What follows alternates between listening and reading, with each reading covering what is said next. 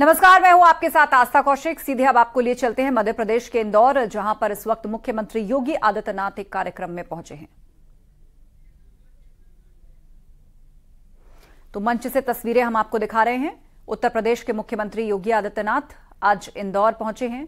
इससे पहले उज्जैन के महाकाल मंदिर में उन्होंने पूजा अर्चना की थी, भरथरी गुफा वो गए थे और अब इंदौर के राजवाड़ा में मुख्यमंत्री योगी आदित्यनाथ इस वक्त हैं, जहां पर वो आरती करते हुए नजर आ रहे हैं। इसके अलावा मंच पर इस कार्यक्रम में वो उपस्थित हैं इस वक्त और ये लाइव तस्वीरें हैं। अब से चंद पल पहले की भी तस्वीरें हमने आपको दिखाई। मुख्यमंत्री योगी आदित्यनाथ इस वक्त इंदौर के राजवाड़ा में आपको नजर आ रहे हैं।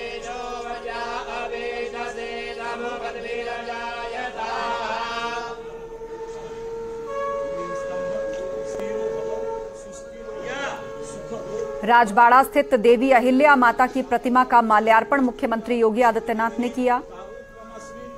तस्वीर हम आपको दिखा रहे हैं, ये शिलापट के सामने की तस्वीर है। और उसके बाद वो साउथ कोगंज स्थित नाथ मंदिर के परिसर में ध्वज स्तंभ का भी अनावरण करेंगे।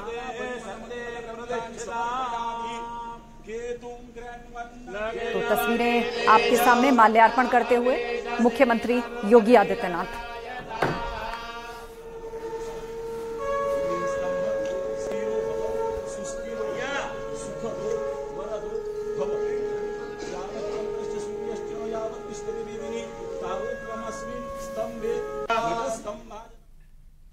और सनातन पर छिड़े संग्राम के बीच मुख्यमंत्री योगी आदित्यनाथ उज्जैन पहुंचे, जहां उन्होंने महाकालेश्वर की पूजा अर्चना की और देश के साथ ही प्रदेश की जनता के लिए कामना की। साथ ही सीएम योगी के इस दौरे के दौरान सनातन विरोधियों को सीधा संदेश भी दिया। आपको एक रिपोर्ट दिखाते हैं।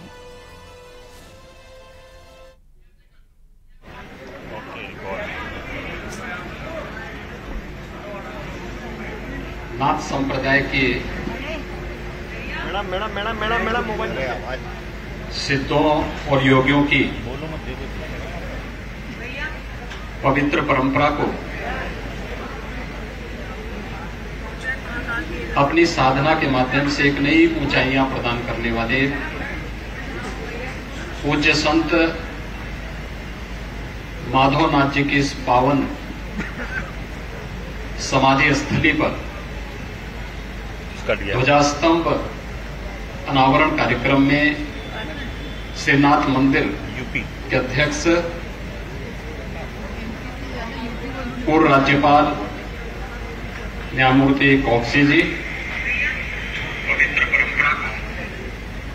लोकसभा के पूर्व अध्यक्ष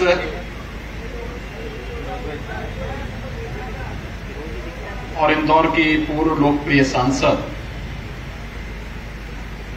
आदरणीय ताई श्रीमती सुमित्रा महाजन जी, श्रीनाथ मंदिर के सचिव श्री संजय नाम जोशी जी, सदस्य श्री विनाश शिवपुरकर जी, लोकप्रिय सांसद माननीय श्री शंकर ललवानी जी, महापौर श्री पुष्यमित्र भार्गव जी,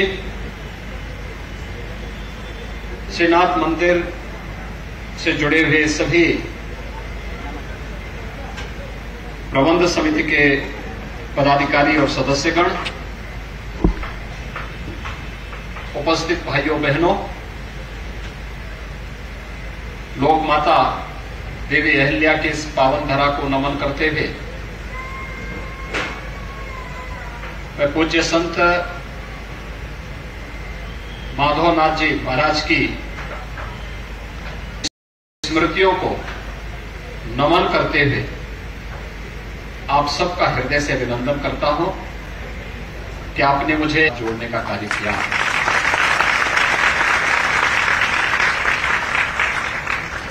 भाइयों बहनों, यही सनातन धर्म है तो उसके प्रति कृतज्ञता का भाव व्यक्त करना और कृतज्ञता का भाव व्यक्त करने का ये पूज्य संतों के लिए जन्म और मरण, यानी हर मौत उसके लिए एक नया जन्म होता है।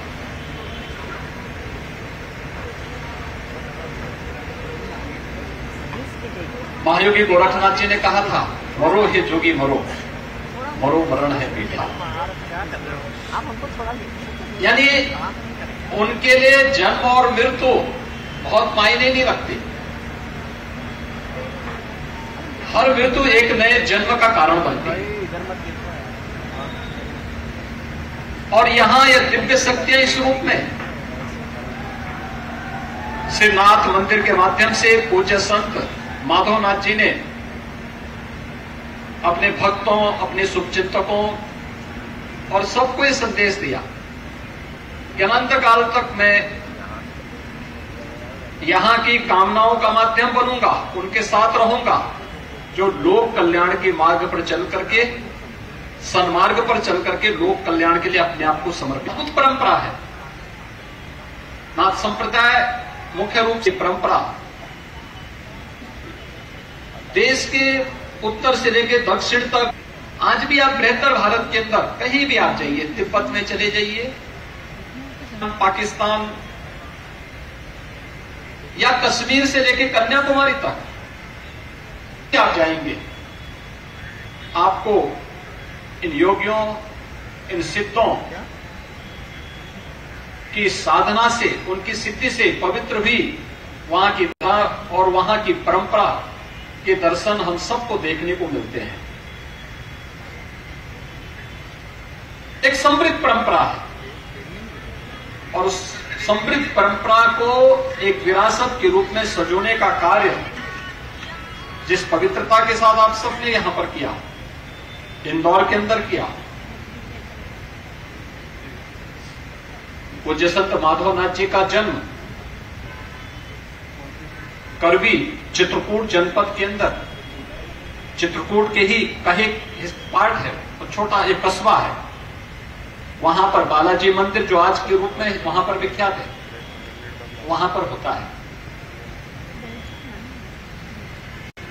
हिमालय में साधना के लिए जाने के उपरांत लोक कल्याण के लिए उन्होंने अपने आप को समर्पित किया,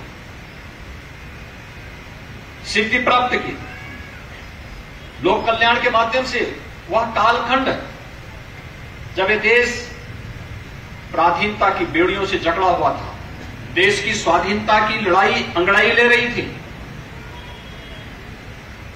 अलग अलग आंदोलन चल रहे थे। एक तरफ देश की आजादी की लड़ाई के लिए देश के क्रांतिकारी अलग अलग स्तंभों पर गुलामी की बेड़ियों को तोड़ने के लिए भारत माता के प्रति अपना संपूर्ण समर्पण का भाव व्यक्त करने के लिए कार्य कर रहे थे। आर्य समाज के माध्यम से स्वदेशी के आंदोलन को उससे पहले तेजी के साथ आगे बढ़ाने का कार्य किया गया था और महाराष्ट्र की धरती में, नागपुर में उसी समय यह देश आजाद होगा तो स्वतंत्र भारत का निर्माण होने के बाद इस भारत की नींव किस प्रकार से आगे बढ़ाई जानी है, राष्ट्रीय स्वयंसेवक संघ की स्थापना भी डॉक्टर बलिराम हेडगेवार जी के नेतृत्व में स्थापित होकर इस कार्यक्रम को आगे बढ़ाने का कार्य किया जा रहा था। ये सभी कार्यक्रम एक साथ देश के अंदर चल रहे थे और आज हम सबका सौभाग्य होना चाहिए कि अभी हाल ही में हम लोगों ने देश की आजादी के अमृत महोत्सव के कार्यक्रम के साथ अपने आप को जोड़ा। हम में से बहुत सारे लोग होंगे और मुझे लगता है कि कोई भी हम में से बहुत कम ऐसे लोग होंगे जिनको याद होगा 1947 में जब ये देश आजाद हुआ होगा, उस समय की स्मृतियां उनके दिलो दिमाग में बहुत कम होंगी। उस उत्सव के साथ हर व्यक्ति नहीं जुड़ पाया होगा क्योंकि एक तरफ उत्सव था तो दूसरी तरफ देश के विभाजन का विषाद भी था। एक तरफ इस बात का उत्साह था कि देश आजाद हो गया है, गुलामियों की बेड़ियों को तोड़ चुका है, लेकिन दूसरी तरफ एक अखंड भारत के रूप में अनादिकाल से चले आ रहे भारत की भुजाओं को भी तोड़ करके इसके विखंडन को आगे बढ़ाया गया था। और उस समय लोगों के मन में था कि अधूरी आजादी रह गई है। लेकिन जब आजादी के अमृत महोत्सव के कार्यक्रम के साथ हम सबको जुड़ने का अवसर प्राप्त हुआ, पहली बार हुआ कि हर भारतवासी भारत की आजादी के अमृत महोत्सव के साथ जुड़ा था। हर घर तिरंगा ने हर भारतीय को आजादी के अमृत महोत्सव के साथ जोड़ने का काम किया। हर घर तिरंगा का कार्यक्रम प्रधानमंत्री मोदी जी के आह्वान पर देश ने अपनाया और देखते ही देखते कार्यक्रम किस रूप में आगे बढ़ा। आजादी का अमृत महोत्सव। और भाइयों बहनों, आजादी के अमृत महोत्सव में भारत ने कई उपलब्धियां हासिल की। एक उपलब्धि थी, भारत दुनिया की 5वीं बड़ी अर्थव्यवस्था बना। और 5वीं अर्थव्यवस्था किसको पीछे करके? भारत ने, जिस ब्रिटेन ने लगभग 200 वर्षों तक भारत पर शासन किया था, उस ब्रिटेन को पछाड़ करके भारत दुनिया की 5वीं बड़ी अर्थव्यवस्था बना। और आजादी के अमृत महोत्सव में भारत के साथ एक और उपलब्धि जुड़ती है कि भारत G20 के देशों के समूह का नेतृत्व भी किया है। अभी 9 और 10 सितंबर को दिल्ली में G20 के सफलतम आयोजन को आप सब ने देखा है, पूरे देश ने देखा है। एक नए भारत का दर्शन भारत ने किया है। बहुत सारी चीजें G20 के समिट ने हम सबको दी है। एक, ब्रिटेन के माननीय प्रधानमंत्री भी भारत में आए। उनकी 3 पीढ़ियां भारत से 3 पीढ़ी पहले वे जा चुके थे। भारत से अफ्रीका गए, अफ्रीका से फिर यूके में आए। विरासत के प्रति सम्मान और श्रद्धा का भाव क्या होता है? आज भी ब्रिटेन के प्रधानमंत्री कहते हैं, मुझे गर्व है मैं हिंदू हूं। यही सनातन के संस्कार है। उन्हें मंदिर जाने में संकोच नहीं, उन्हें गौ माता की पूजा करने में संकोच नहीं, उन्हें संतों के सानिध्य में बैठने में संकोच नहीं, उन्हें जय श्री राम और जय सिया राम कहने में कोई संकोच नहीं, क्योंकि उन्होंने संघर्ष किया है, क्योंकि वह विरासत संस्कारों के साथ जुड़ी हुई है, क्योंकि वह विरासत अपने मूल्य और अपने आदर्शों पे चल करके अपने जड़ों से जुड़ी रही है। और जड़ों से वही जुड़ाव जो सनातन धर्म की मूल्यों ने उन्हें दिया है।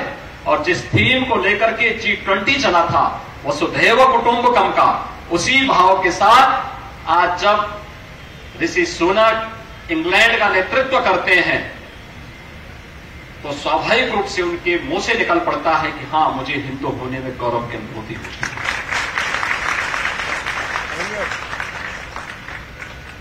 लेकिन बहुत सारे लोग ऐसे हैं जो सनातन धर्म को आज कोसने का कार्य कर रहे हैं। वे भारत के अंदर रहते हैं, वे भारत के अंदर रह करके भारत के मूल्यों पर, भारत के आदर्शों पर, भारत के सिद्धांतों पर प्रहार करने में जब भी उन्हें मौका मिलता है, कोई अवसर चूकते नहीं हैं। भाई हर कालखंड में हुआ है, ऐसा नहीं कि पहली बार हो रहा हो।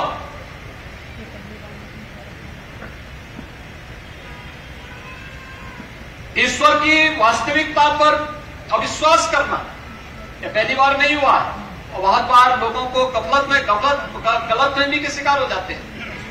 हिरण्यकश्यप ने भी कहा था प्रहलाद, अपने पुत्र प्रहलाद से, कि तुम नारायण विष्णु की उपासना करते हो, नारायण की जाप करते हो, उनकी उपासना करना बंद कर दो, प्रार्थना करनी है तो मेरी प्रार्थना करो। और इसके बाद उन्होंने अपने स्वयं के पुत्र के खिलाफ साजिश रची, परिणाम सबके सामने है। प्रहलाद का नाम आज भी हर भारतवासी बहुत बड़ी श्रद्धा के साथ लेते हैं।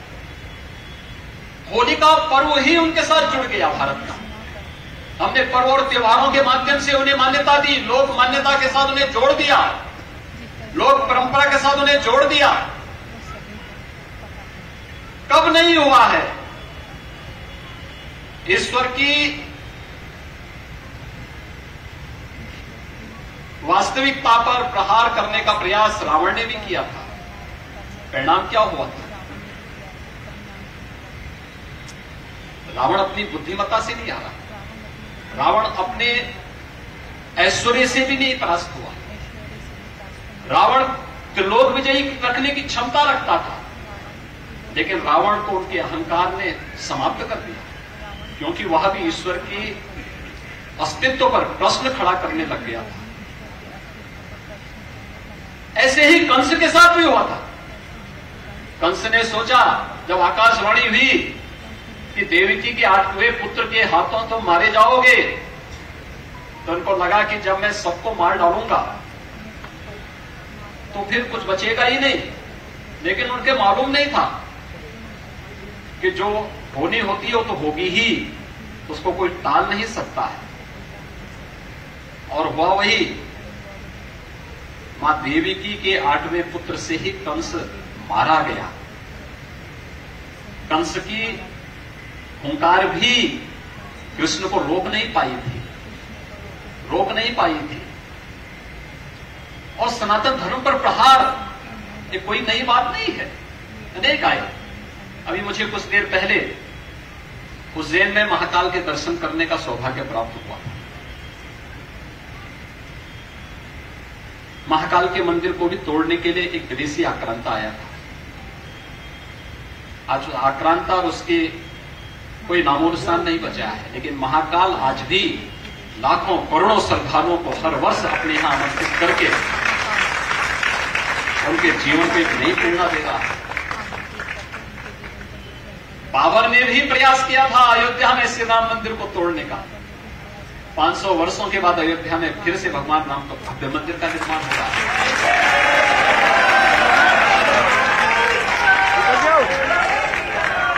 औरंगजेब ने भी प्रयास किया था काशी में बाबा विश्वनाथ के मंदिर को तोड़ करके, लेकिन लोक माता देवी अहिल्या ने काशी में भगवान विश्वनाथ के मंदिर की पुनर्स्थापना का कार्य उस समय उस कालखंड में करके उन विदेशी आक्रांताओं की ओंकार को, उनकी तलवार का जवाब, उस चुनौती को स्वीकार करके किया था और कहा था कि सनातन धर्म शाश्वत है और शाश्वत रहेगा। इसकी शाश्वतता पर कोई प्रश्न नहीं खड़ा कर सकता। सनातन धर्म भारत का राष्ट्रीय धर्म है, भारत का राष्ट्रीय धर्म यही है। और मुझे कभी आश्चर्य होता है, मुझे याद है मैं सांसद था गोरखपुर से, 1998-99 की घटना है। हज यात्रा करने के लिए गोरखपुर से कुछ लोग गए, उनके कैंप में दुर्भाग्य से आग लग गई। बहुत सारे लोग मरे, उनमें से गोरखपुर के कुछ लोग थे जो मर गए थे। अब वेरिफिकेशन के लिए कागज आना था, तो वे मेरे पास तो नहीं आ रहे थे। उनके परिवार के लोग आए कि साथ कोई इसमें यहां से कर ले, तो मेरे गुरुजी उनको जानते थे, तो उनके पास वो गए तो उन्होंने कहा कि भाई ये लोग यहाँ मोहल्ले के रहने वाले हैं, ऐसे ऐसी घटना घटित हो गई है। तो मेरे लिए ये रोचक विषय था कि भाई कैसे हम इसको देखें। मैंने उनको बुलाया, बिठाया, मैंने कहा बताओ कैंप में आग लग गई तो बाहर भाग क्यों नहीं गए? मैंने पहले प्रश्न ये कहा उनसे, क्या प्रश्न किया? उन्होंने कहा साहब वहां पे तो हमारे साथ जो व्यवहार हो रहा था बड़ी वैसा व्यवहार हो रहा था, कोई निकलने नहीं देते। मैंने कहा क्यों नहीं निकलने देते? फिर दूसरा प्रश्न मैंने उनसे इस बात के लिए किया, मैंने कहा बताओ क्या है आखिर मामला? उन्होंने कहा आपको मालूम है कि जो भी हज करने के लिए भारत से या पाकिस्तान से जाता है या बांग्लादेश से, इधर से जो भी जाता है, इनको किस नाम से संबोधित किया जाता है? मैंने कहा नहीं, बताओ। का वहां हमें हिंदू नाम से संबोधित किया जाता है। यानी हज करने के लिए जा रहे हैं, संबोधन हिंदू का है, क्योंकि यह जाति सूचक शब्द नहीं है, भारत का एक सांस्कृतिक संबोधन है, भारत के सांस्कृतिक संबोधन का एक प्रतीक है। लेकिन दुर्भाग्य है उसको भी आज लोगों ने किस संकुचित दायरे में लाने का प्रयास किया है। जब हम भारत की बात करते हैं लोग उस पर प्रश्न खड़ा करते हैं। हजारों वर्ष पहले भारत की पौराणिक परंपरा इस बात को कहती है, उत्तरम यत् समुद्रस्य हिमाद्रे सेव दक्षिणम वर्षम तत् भारतम नाम भारतीय दर्शन। ये भारत की परंपरा है। समुद्र के उत्तर में, दक्षिण के, हिमालय के दक्षिण में जो देश है वह भारतवर्ष है और उसके जो नागरिक हैं वे भारतीय कहलाते हैं। या हिमालयम समारभ्य यावदिन्दु सरोवरम तम देव निर्मितम देशम हिंदुस्तानम प्रचक्षते। यानी देवताओं के द्वारा निर्मित वच्छेवत भूभाग जो हिमालय के दक्षिण और समुद्र के उत्तर में है, ये हिंदुस्तान है। वहां के नागरिक हिंदू कहलाते हैं।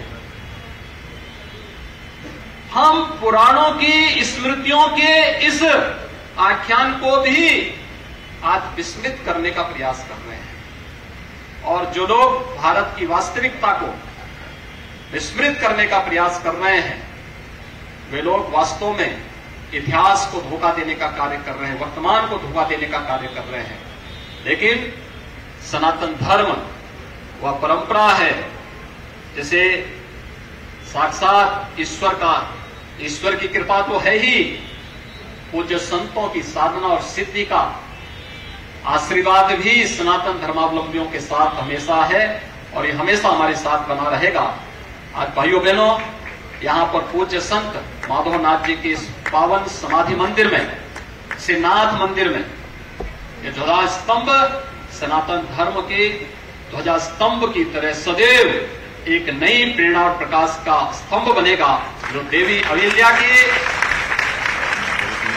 उन पुण्यों को जिन्होंने केवल मालवा स्टेट में ही नहीं संपूर्ण भारत के अंदर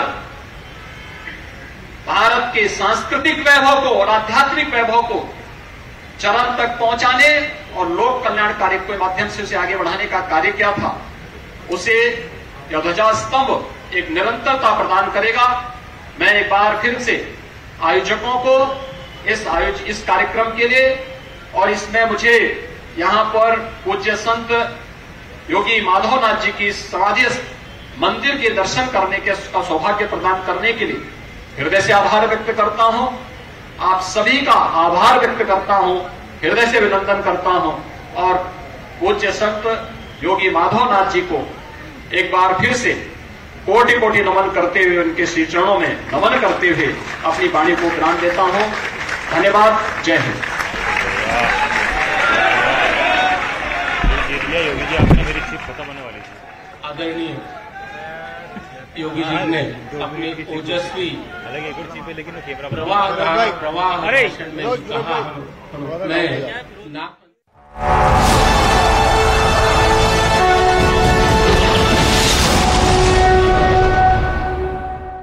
इतना सब एक